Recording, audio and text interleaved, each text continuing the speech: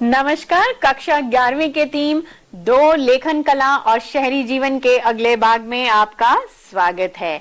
बच्चों, पिछले सत्रों में हमने मेसोपोटामिया के विभिन्न आयामों की चर्चा की थी। मेसोपोटामिया का अर्थ होता है 2 नदियों के बीच की भूमि, और वो 2 नदियां थी फरात और दजला, जिसे हम यूफ्रेटिस और टिग्रिस भी कहते हैं। और इसके साथ साथ हमने किया था इस सभ्यता को जानने के स्रोत, वहां की भौगोलिक स्थिति और उनका शहरी जीवन।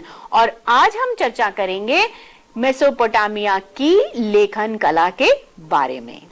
प्राचीन मेसोपोटामिया में क्यूनिफॉर्म या कीलाकार लेखन प्रणाली की शुरुआत किस प्रकार हुई? मेसोपोटामिया की सभ्यता पर कीलाकार या क्यूनिफॉर्म लेखन प्रणाली का क्या प्रभाव पड़ा, उनके बारे में जानने से पहले मैं चाहती हूं कि आप उस स्थिति की कल्पना करें जिसमें अक्षर लेखन का सारा ज्ञान गायब हो जाए। केवल सरल चित्रों की ड्राइंग ही संचार के साधन के रूप में बनी रहे। वास्तव में मैं आपकी प्रतिक्रिया देखना चाहती हूं। तथा ऐसी कौन सी जरूरी चीजें होंगी जिनके लिए आपको संकेतों की जरूरत होगी? क्या हम चित्रों के माध्यम से संवाद कर सकते हैं? जैसे आपका नाम, क्रियाओं जैसे चलना, उड़ना, विशेषण जैसे स्वादिष्ट, सुंदर, किसी भी गीत का कोई भी शीर्षक। अब इसी परिप्रेक्ष्य में अगर आप सोचते हैं तो आपके दिमाग में क्या आएगा? एक चीज और बच्चों, क्या लेखन ने उन जटिलताओं को आसान किया या जटिलताओं ने लेखन की आवश्यकता पैदा की होगी? यह एक विचारणीय प्रश्न है। आप सोच रहे होंगे कि मैं आपसे ऐसे प्रश्न क्यों पूछ रही हूं? बच्चों, ये माना जाता है कि किसी भी विषय में रुचि पैदा तभी होती है जब उस पर विचार किया जाए, और धीरे धीरे यह समझना और भी आसान हो जाता है। इन प्रश्नों के बारे में सोचें और इसे मेसोपोटामिया की लेखन से संबंधित करें। चलिए अब इस विषय को विस्तार पूर्वक समझते हैं। सभी समाजों के पास अपनी भाषा होती थी जिसमें उच्चरित ध्वनियां अपना अर्थ प्रकट करती थी। जब लेखन या लिपि की बात की जाती थी तो उसका अर्थ होता है उच्चरित ध्वनियां जो संकेतों या चिन्हों के रूप में प्रस्तुत की जाती थी। मेसोपोटामिया की जो पहली पट्टिकाएं या टैबलेट्स मिली हैं, वे लगभग 3200 ईस्वी पूर्व की हैं, जिसमें बैलों, मछलियों, रोटियों की लगभग 500 सूचियां हैं। पर समझते हैं कि लेखन की आवश्यकता क्यों बढ़ी। सबसे पहला, व्यापार का विकास मेसोपोटामिया के कई महत्वपूर्ण कारकों में से एक था जिसने लेखन की आवश्यकता पैदा की। दूसरा, सामाजिक पदानुक्रम, संपत्ति, अर्थव्यवस्था, व्यापार, समाजों का विकास, सभी को लिखित रिकॉर्ड की आवश्यकता थी। तीसरा, विकसित होने वाले लेखन कला ने सभ्यता को एक और अधिक विकसित करने की में मदद की, जिससे जटिल वाणिज्यिक, धार्मिक, राजनीतिक और सैन्य प्रणालियों के प्रबंधन में और भी आसानी हो गई। चौथा, सबसे पहले ज्ञात लेखन की शुरुआत लगभग 5500 साल पहले सुमेरिया के साथ हुई थी। वह इसलिए नहीं हुई थी कि राजाओं की महान विजय की कहानियों को बताया जाए, बल्कि इसलिए हुई थी कि वाणिज्य या व्यापार के लेन देन का दस्तावेजीकरण किया जा सके। बच्चों, लेखन का विकास कुछ चरणों में हुआ। अपने शुरुआती दिनों में इसे वाणिज्यिक लेन देन के लिए ही प्रयोग किया जाता था। विकास के अगले चरणों में चित्रलेख माने किसी वस्तु का सरल चित्र बनाना और उसको गीली मिट्टी में बनाकर और उसको सील में परिवर्तित कर देना। और कौन सी सील? चित्रों वाली सील में, या चित्रों की टैबलेट्स में, या चित्रों की पट्टियों में उसे बदल दिया जाना। अब जानवरों को दिखाने के लिए पशु चित्र नहीं बनाए जाते थे, इसके बजाय एक अंक बनाया जाता था। इस प्रक्रिया के माध्यम से लेखन प्रत्यक्ष चित्रण से विमुख हो रहा था। अधिक जटिल संख्या प्रणाली विकसित होने लगी थी। चित्रात्मक प्रतीकों को लेखन प्रणाली में परिष्कृत किया गया, जिसे क्यूनिफॉर्म या कीलाकार के रूप में जाना जाता था। मेसोपोटामिया के लोग मिट्टी की पट्टियों पर लिखा करते थे।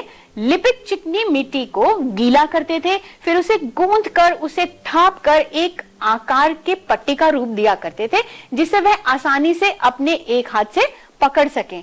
वह उसकी सतहों को चिकना बना लेते थे, फिर सिरकंडों की तीली को तीखी नोक से उसकी नम चिकनी सतह पर कीलाकार चिन्ह बना देते थे, कुछ इस तरह से।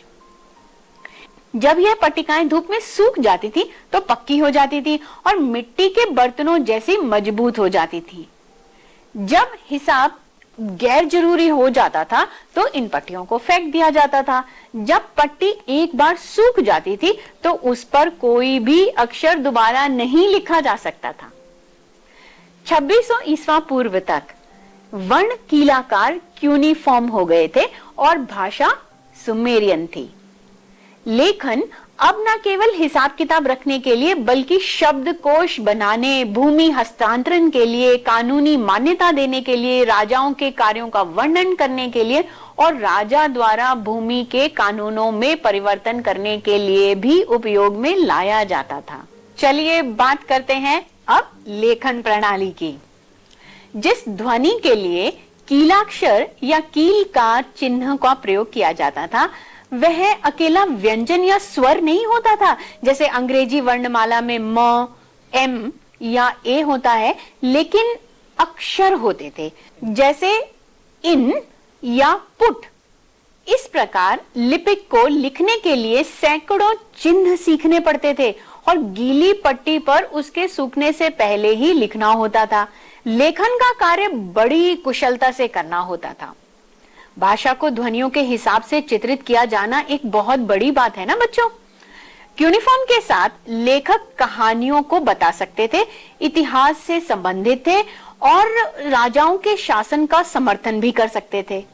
इसका उपयोग शब्दकोशों को बनाने, भूमि हस्तांतरण के लिए कानूनी वैधता देने, राजाओं के कामों को बताने और राजा द्वारा भूमि के प्रथागत कानूनों में किए गए परिवर्तनों की घोषणा करने के लिए भी किया जाता था।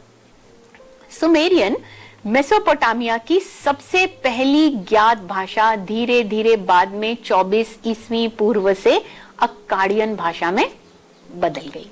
चलिए बच्चों, हम एक एक्टिविटी या एक बहुत इंटरेस्टिंग गतिविधि करते हैं।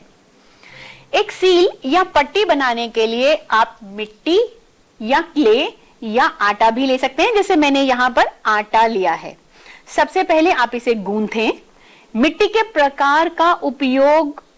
उस प्रकार का उपयोग करें जो कठोर हो जाता है, इसलिए जब आप इसको रोल करेंगे तो वह टूटेगा नहीं। और किसी पेंसिल से आप उस पर कीलाकार लिपि के चिन्हों को चित्रित कर सकते हैं, जैसे मैंने यहां पर किया है। तो बच्चों, ये बहुत अच्छी एक्टिविटी है, आप इसको जरूर कीजिएगा और जितना आप ऐसी एक्टिविटी करेंगे आपका इंटरेस्ट जो है, आपकी रुचि जो है, वो सब्जेक्ट में, इस विषय में बनी रहेगी। चलिए बात करते हैं अब मेसोपोटामिया में साक्षरता की। मेसोपोटामिया में बहुत कम लोग पढ़ लिख सकते थे और ऊपर से चिन्हों की संख्या भी सैकड़ों में थी और वो भी बहुत पेचीदा से। राजा जब प्रशस्ति बनाते थे तो प्रशस्तिपूर्ण अभिलेखों में उन तथ्यों का उल्लेख जरूर करते थे जिससे पढ़ने की महत्ता दिखाई दे। अधिकांश लिखावट बोलने के तरीकों को ही दिखाती थी। अब इसके साथ साथ देखते हैं कि मेसोपोटामिया में लेखन का प्रयोग किस प्रकार किया गया। आपकी पाठ्यपुस्तक में एक कहानी दी हुई है। प्राचीन शासक एन मार्कर के बारे में एक सुमेरियन महाकाव्य लिखा गया है, जिसमें यह माना गया था कि राजा द्वारा ही लेखन की व्यवस्था व्यापार, मंदिरों, बहुमूल्य रत्नों के लिए की गई थी। मेसोपोटामिया में लेखन कला की कुछ देन भी है जो कि विज्ञान से संबंधित है। चलिए देखते हैं कैसे। शायद दुनिया के लिए मेसोपोटामिया की सबसे बड़ी विरासत समय की गणना और गणित की विद्वता है। 1800 ईसा पूर्व के आसपास गुणा और भाग, वर्ग और वर्गमूल की तालिकाओं और चक्रवर्ती ब्याज की तालिकाओं की सारणियां दी गई हैं। वहां के छात्र क्षेत्रफल का आयतन भी आसानी से निकाल सकते थे। पृथ्वी के चारों ओर चंद्रमा की परिक्रमा के अनुसार एक वर्ष को 12 महीनों में, एक महीने को 4 हफ्तों में, एक दिन को 24 घंटों में और एक घंटे को 60 मिनटों में विभाजित किया गया था, जिसे सिकंदर के उत्तराधिकारियों ने ही आगे फैलाया। रोम और इस्लाम से यह मध्ययुगीन यूरोप से होता हुआ आज के हमारे कैलेंडर का हिस्सा भी है। हम भी एक साल को, एक वर्ष को कितने महीनों में विभाजित करते हैं? शाबाश, 12 महीनों में। एक महीने में कितने हफ्ते होते हैं? शाबाश, 4 हफ्ते। एक दिन में कितने घंटे होते हैं? 24। और एक घंटे में कितने मिनट? 60। शाबाश। देखिए, हमारा आज का कैलेंडर भी उसी मेसोपोटामिया का हिस्सा है। और इसके साथ साथ जब भी सौर और चंद्र ग्रहण देखे जाते थे, मैं इसको दोहरा रही हूं, सौर और चंद्र ग्रहण देखे जाते थे तो उसका भी हिसाब रखा जाता था। वर्ष के तौर पर महीने और उसके दिन के अनुसार उसका पूरा का पूरा हिसाब रखा जाता था। रात को आकाश में तारों और नक्षत्रों का भी हिसाब रखा जाता था। प्रशासन का भी हिसाब किताब इसी माध्यम से रखा जाता था। लेखन की कला को विद्यालयों जैसी संस्थाओं में सिखाया भी जाता था। है ना बच्चों, बहुत इंटरेस्टिंग। अब हम इन सारी बातों को प्रश्नोत्तर के माध्यम से इसका पुनरावृत्ति करते हैं। पहला प्रश्न, मेसोपोटामिया की सभ्यता के लिए प्रयुक्त विभिन्न नामों का उल्लेख कीजिए। दूसरा प्रश्न, मेसोपोटामिया सभ्यता की विशेषताएं बताइए। तीसरा प्रश्न, मेसोपोटामिया की सभ्यता को समझने के लिए उपलब्ध स्रोतों को उदाहरण देते हुए समझाइए। चौथा प्रश्न, मेसोपोटामियन भूगोल की विशिष्ट विशेषताओं का वर्णन कीजिए। अगला प्रश्न, मेसोपोटामिया लेखन के विभिन्न पहलुओं का भी विश्लेषण कीजिए। अगला प्रश्न, भारतीय मंदिरों के साथ, यह प्रश्न बहुत अलग है बच्चों, ध्यान से सुनिएगा। भारतीय मंदिरों के साथ मेसोपोटामिया के मंदिरों के संबंध स्थापित कीजिए। अगला प्रश्न है, मेसोपोटामिया के लेखन की कला को विकसित करने के तरीकों की जांच कीजिए। अब इस प्रश्न के उत्तर में आप क्या लिख सकते हैं? आप लिख सकते हैं लिपि, भाषा, लेखन के प्रति उनका दृष्टिकोण और लेखन उनके लिए किस प्रकार एक बहुत बड़ी विरासत सिद्ध हुआ। बच्चों, इसके साथ साथ कुछ स्रोत भी आपके पाठ्य पुस्तक में दिए गए हैं और उन स्रोतों को आप पढ़िए, उनसे संबंधित आप प्रश्न बनाइए, जैसे हमने पिछले एपिसोड में भी बनाए थे। मारी के बारे में हमने पिछले एपिसोड में डिस्कस किया था, मगर इस स्रोत में एक प्रारंभिक पुरातत्वविद और मेसोपोटामिया की खुदाई करते हुए सभ्यता का वर्णन किया गया है। कृपया करके इन स्रोतों को आप पढ़िए और इससे संबंधित प्रश्न भी तैयार कीजिए। बच्चों, इसके साथ हम अध्याय के अंत में आ चुके हैं। आशा है कि आप इस अध्याय को समझ गए होंगे, लेकिन आप सबसे मेरा अनुरोध है कि अध्याय के परिप्रेक्ष्य में सोचें, अपने ज्ञान को बढ़ाने के लिए कुछ गतिविधियां जरूर करें और इन सत्रों में की गई किसी भी गतिविधि से अपने आप को जोड़ने की कोशिश भी करें। वास्तव में हम सब जानते हैं कि आप लोग बहुत रचनात्मक हैं और आप तो जो बेकार का सामान है उसका भी उपयोग कर सकते हैं।